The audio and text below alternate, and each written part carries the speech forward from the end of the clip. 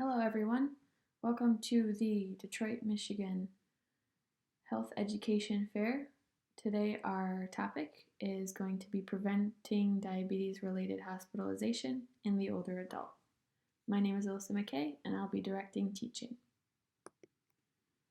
To begin, we're going to discuss the importance of reducing the rate of hospital admissions for diabetes. Healthy People 2030 focuses on reducing these rates and provides a target, goal, and the current baseline. So the current baseline of admission rates for adults over the age of 65 with complications of diabetes is 293 per 100,000 hospital admissions. That's a pretty high number. The target goal is lowering that number to 264. While that still sounds high, it's at least 30 less admissions a year. The American Diabetes Association also reports that over 25% of the population over the age of 65 has diabetes, and around 50% of the rest of the population over 65 has prediabetes. The rate of people with diabetes in the city of Detroit is about 13.3%. This is reported by Wayne State University, and this rate is much higher than the rest of the country.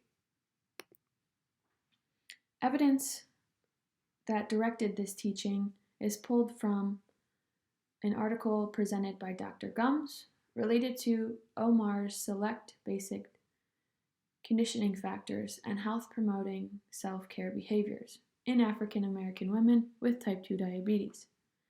This article discusses that age can influence a person's willingness to engage in self-care behaviors, and it also shows that the highest proportion of type 2 diabetes cases occurs at approximately 50 years of age, and that older women were less likely to perform necessary health-promoting and self-care behaviors.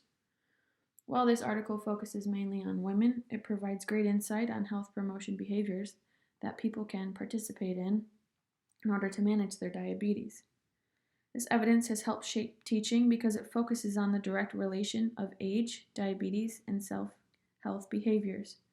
It's evident that type 2 diabetes occurs most frequently in later stages of life and is generally harder to manage at that stage in life. This helps form simplistic teaching that highlights the effects of even small changes. To begin, we will define diabetes. Diabetes is a disease that affects the body's ability to produce or respond to the hormone insulin. This results in high levels of glucose within the body. If you've ever heard people talk about high blood glucose or managing your blood glucose, they're really just talking about your blood sugar. High blood glucose equals high blood sugar. The top 3 causes of hospitalization related to diabetes are all directly related to poor blood sugar control. High blood sugar can cause plenty of complications in your large blood vessels and your small blood vessels. Your blood vessels are just those arteries and veins that carry blood all across your body. These 3 main causes of hospitalization include stroke, or if you've heard the term brain attack, heart attack, and then foot ulcers and limb amputations. It's very important for diabetics to manage their wounds appropriately. The number 1 way to prevent these complications is tight glycemic control. Tight glycemic control is just a really fancy way of saying you need to control your blood sugar very closely. Now we'll watch a short video related to diabetes management for the older adult.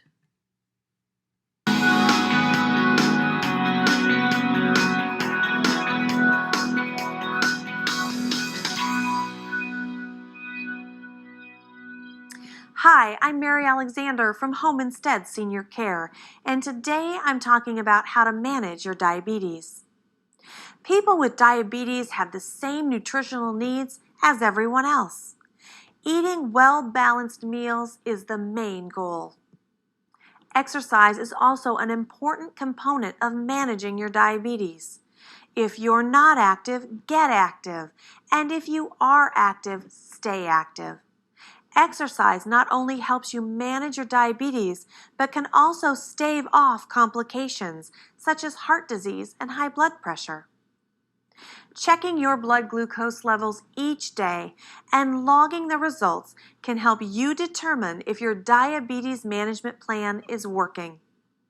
Also, have your doctor do an A1C blood test at least twice per year, which looks at your glucose levels over a 2 to 3 month period. While a healthy diet and exercise alone can help some with type 2 manage their diabetes, there are many who need medications to help keep blood glucose levels down. Oral medications are often used in those more recently diagnosed. Insulin is required for people with type 1 and sometimes necessary for people with type 2 diabetes. Most people take their insulin around meals, but some type 2s only need 1 injection a day. With the help of your healthcare team, you can find an insulin routine that will keep your blood glucose levels under control. While controlling blood glucose and high blood pressure helps prevent this, sometimes kidneys get damaged so badly that they no longer work. When kidneys fail, one option is a kidney transplant. For those with type 1 diabetes, there are also pancreas transplants. The good news is, with a proper management plan, you can control your diabetes and feel good.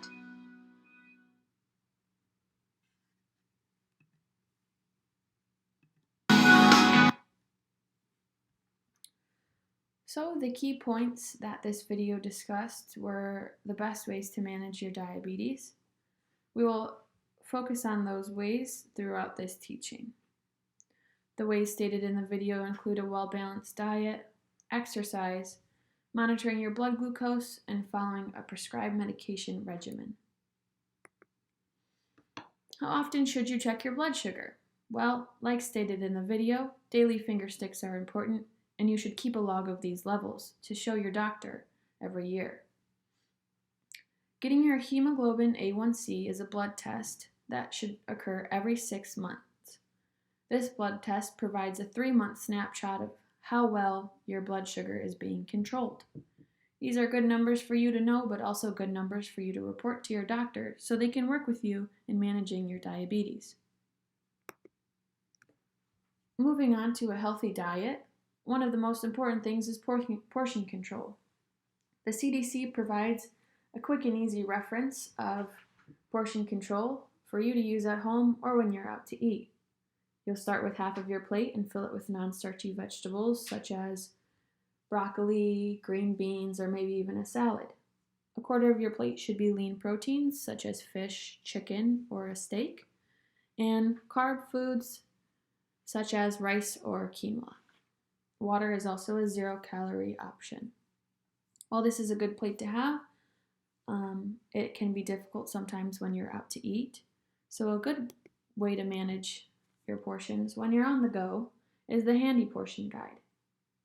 While both of these guides are provided to you in your learner handout, I need everyone to get their hands out. Not your handout I gave you, but your actual hand. So let's point to our palm. Your palm is about 3 ounces of meat, number 1. Number 2 is your whole thumb. Your whole thumb is about 1 ounce of meat. Number 3 is your fist. Your fist is about 1 cup of fruit.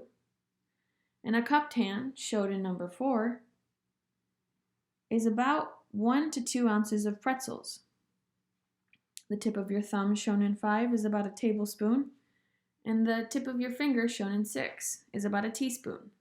Now, I know we went through that fast, but like I said, you can take this information home with you. Ways to become more active, as suggested by the Center for Disease Control, include finding a fitness center or class that you enjoy, walking or biking instead of driving when possible, opting to take the stairs instead of an elevator or escalator when possible, finding a fitness partner, to keep you accountable, doing some housework, mowing the lawn, swimming, which is a very low impact form of exercise, dancing to your favorite song, or playing a sport you enjoy. Like mentioned before, eating healthy and staying active are some of the most important ways that you can control your diabetes on your own. Another important factor we're going to touch on at the end of our education here is hypoglycemia, or low blood sugar. Low blood sugar is a life-threatening occurrence and should be monitored for. Signs of low blood sugar include confusion, anxiety or restlessness, agitation, sweating, dizziness, shakiness, or a fast heartbeat. If you feel any of these, you should immediately check your blood sugar. If you're not able to check your blood sugar, we have some guides for you to treat what you might think is low blood sugar. The American Diabetes Association provides the 15-15 rule.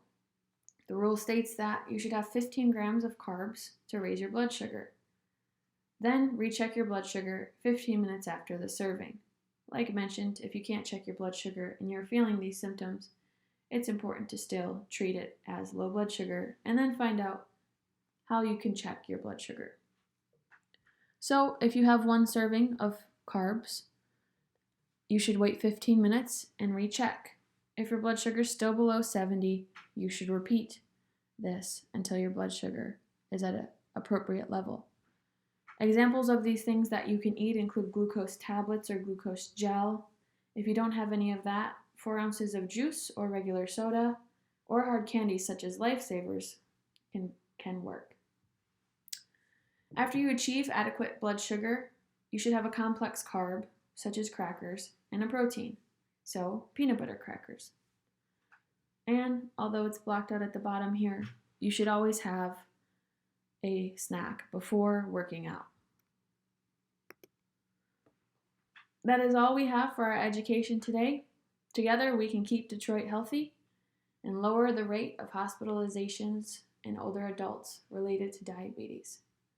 I have some handouts for you that provide information on primary care providers, community health centers, medication assistance, transport services that can get you to your health checkups, food services if you're struggling to find healthy food, and also that handy method and that plate method we discussed earlier. If anyone has any questions, I'll be sticking around at the end. Thank you all so much.